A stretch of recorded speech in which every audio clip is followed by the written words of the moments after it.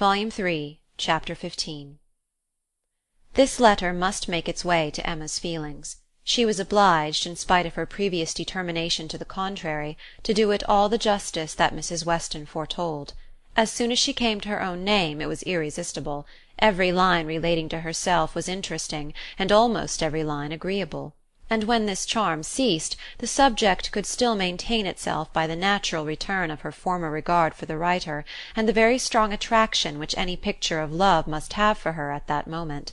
She never stopped till she had gone through the whole, and though it was impossible not to feel that he had been wrong, yet he had been less wrong than she had supposed, and he had suffered and was very sorry, and he was so grateful to Mrs. Weston, and so much in love with Miss Fairfax, and she was so happy herself, that there was no being severe, and could he have entered the room, she must have shaken hands with him as heartily as ever. She thought so well of the letter that when Mr. Knightley came again she desired him to read it. She was sure of Mrs. Weston's wishing it to be communicated, especially to one who, like Mr. Knightley, had seen so much to blame in his conduct. "I shall be very glad to look it over," said he, "but it seems long. I will take it home with me at night." But that would not do. Mr. Weston was to call in the evening, and she must return it by him. "I would rather be talking to you," he replied, "but as it seems a matter of justice, it shall be done." He began, stopping, however, almost directly to say, "Had I been offered the sight of one of this gentleman's letters to his mother-in-law a few months ago, Emma, it would not have been taken with such indifference." He proceeded a little further, reading to himself, and then with a smile observed, "A fine complimentary opening. But it is his way. One man's style must not be the rule of another's. We will not be severe. It will be natural for me," he added shortly afterwards, "to speak my opinion aloud as I read. By doing it I shall feel that I am near you. It will not be so great a loss of time, but if you dislike it—" "Not at all. I should wish it." Mr. Knightley returned to his reading with greater alacrity. "He trifles here," said he, "as to the temptation. He knows he is wrong, and has nothing rational to urge. Bad! He ought not to have formed the engagement. His father's disposition! He is unjust, however, to his father. Mr. Weston's sanguine temper was a blessing on all his upright and honourable exertions, but Mr. Weston earned every present comfort before he endeavoured to gain it." "Very true. He did not come till Miss Fairfax was here." "And I have not forgotten," said Emma, "how sure you were that he might have come sooner if he would. You pass it over very handsomely, but you were perfectly right." "I was not quite impartial in my judgment, Emma. But yet I think, had you not been in the case, I should still have distrusted him." When he came to Miss Woodhouse he was obliged to read the whole of it aloud, all that related to her, with a smile, a look, a shake of the head, a word or two of assent or disapprobation, or merely of love, as the subject required, concluding, however, seriously, and after steady reflection, thus: "Very bad, though it might have been worse. Playing a most dangerous game. Too much indebted to the event for his acquittal. No judge of his own manners by you. Always deceived, in fact, by his own wishes, and regardless of little besides his own convenience. Fancying you to have fathomed his secret! Natural enough, his own mind full of intrigue, that he should suspect it in others. Mystery, finesse, how they pervert the understanding! My Emma, does not everything serve to prove more and more the beauty of truth and sincerity in all our dealings with each other?" Emma agreed to it, and with a blush of sensibility on Harriet's account, which she could not give any sincere explanation of. "You had better go on," said she. He did so, but very soon stopped again to say, "The pianoforte! Ah! That was the act of a very, very young man, one too young to consider whether the inconvenience of it might not very much exceed the pleasure. A boyish scheme indeed. I cannot comprehend a man's wishing to give a woman any proof of affection which he knows she would rather dispense with, and he did know that she would have prevented the instrument's coming if she could." After this he made progress without any pause. Frank Churchill's confession of having behaved shamefully was the first thing to call for more than a word in passing. "I perfectly agree with you, sir," was then his remark. "You did behave very shamefully. You never wrote a truer line." And having gone through what immediately followed of the basis of their disagreement, and his persisting to act in direct opposition to Jane Fairfax's sense of right, he made a fuller pause to say, This is very bad. He had induced her to place herself for his sake in a situation of extreme difficulty and uneasiness, and it should have been his first object to prevent her from suffering unnecessarily. She must have had much more to contend with in carrying on the correspondence than he could. He should have respected even such unreasonable scruples had there been such, but hers were all reasonable. We must look to her one fault, and remember that she had done a wrong thing in consenting to the engagement. To bear that she should have been in such a state of punishment. Emma knew that he was now getting to the Box Hill party, and grew uncomfortable. Her own behaviour had been so very improper. She was deeply ashamed, and a little afraid of his next look. It was all read, however, steadily, attentively, and without the smallest remark, and excepting one momentary glance at her, instantly withdrawn, in the fear of giving pain, no remembrance of Box Hill seemed to exist. "There is no saying much for the delicacy of our good friends the Eltons," was his next observation. "His feelings are natural. What, actually resolved to break with him entirely? She felt the engagement to be a source of repentance and misery to each. She dissolved it. What a view this gives of her sense of his behaviour! Well, he must be a most extraordinary—" "Nay, nay, read on. You will find how very much he suffers." "I hope he does," replied Mr. Knightley coolly, and resuming the letter. "Smallridge, what does this mean?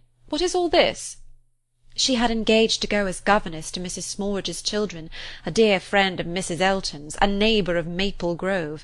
And by the by, I wonder how Mrs. Elton bears the disappointment. Say nothing, my dear Emma, while you oblige me to read, not even of Mrs. Elton. Only one page more I shall soon have done. What a letter the man writes! I wish you would read it with the kindest spirit towards him. Well, there is feeling here. He does seem to have suffered in finding her ill. Certainly I can have no doubt of his being fond of her. Dearer, much dearer than ever. I hope he may long continue to feel all the value of such a reconciliation. He is a very liberal thanker, with his thousands and tens of thousands. Happier than I deserve. Come, he knows himself there. Miss Woodhouse calls me the child of good fortune. Those were Miss Woodhouse's words, were they? And a fine ending. And there is the letter. The child of good fortune. That was your name for him, was it? You do not appear so well satisfied with his letter as I am, but still you must, at least I hope you must, think the better of him for it. I hope it does him some service with you. Yes, certainly it does. He has had great faults, faults of inconsideration and thoughtlessness, and I am very much of his opinion in thinking him likely to be happier than he deserves. But still, as he is, beyond a doubt, really attached to Miss Fairfax, and will soon, it may be hoped, have the advantage of being constantly with her, I am very ready to believe his character will improve, and acquire from hers the steadiness and delicacy of principle that it wants. And now let me talk to you of something else. I have another person's interest at present so much at heart that I cannot think any longer about Mr. Frank Churchill. Ever since I left you this morning, Emma, my mind has been hard at work on one subject." The subject followed. It was in plain, unaffected, gentlemanlike English, such as Mr. Knightley used even to the woman he was in love with, how to be able to ask her to marry him without attacking the happiness of her father. Emma's answer was ready at the first word. While her dear father lived, any change of condition must be impossible for her. She could never quit him. Part only of this answer, however, was admitted. The impossibility of her quitting her father, Mr. Knightley felt as strongly as herself, but the inadmissibility of any other change he could not agree to. He had been thinking it over most deeply, most intently. He had at first hoped to induce Mr. Woodhouse to remove with her to Donwell. He had wanted to believe it feasible, but his knowledge of Mr. Woodhouse would not suffer him to deceive himself long. And now he confessed his persuasion that such a transplantation would be a risk to her father's comfort, perhaps even of his life, which must not be hazarded. Mr. Woodhouse taken from Hartfield! No, he felt that it ought not to be attempted. But the plan which had arisen on the sacrifice of this, he trusted his dearest Emma would not find in any respect objectionable. It was that he should be received at Hartfield, that so long as her father's happiness, in other words his life, required Hartfield to continue her home, it should be his likewise. Of their all removing to Donwell, Emma had already had her own passing thoughts. Like him, she had tried the scheme and rejected it, but such an alternative as this had not occurred to her.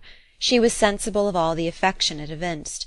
She felt that, in quitting Donwell, he must be sacrificing a great deal of independence of hours and habits, that in living constantly with her father, and in no house of his own, there would be much, very much, to be borne with. She promised to think of it, and advised him to think of it more, but he was fully convinced that no reflection could alter his wishes or his opinion on the subject. He had given it, he could assure her, very long and calm consideration. He had been walking away from William Larkins the whole morning to have his thoughts to himself. "Ah, there is one difficulty unprovided for," cried Emma. "I am sure William Larkins will not like it. You must get his consent before you ask mine."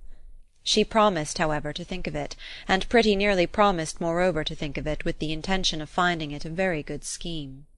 It is remarkable that Emma, in the many, very many points of view in which she was now beginning to consider Donwell Abbey, was never struck with any sense of injury to her nephew Henry, whose rights as heir expectant had formerly been so tenaciously regarded.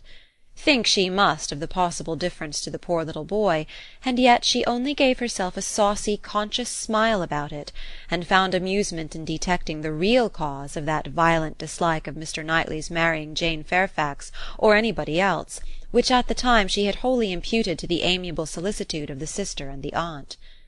This proposal of his, this plan of marrying and continuing at Hartfield, the more she contemplated it, the more pleasing it became.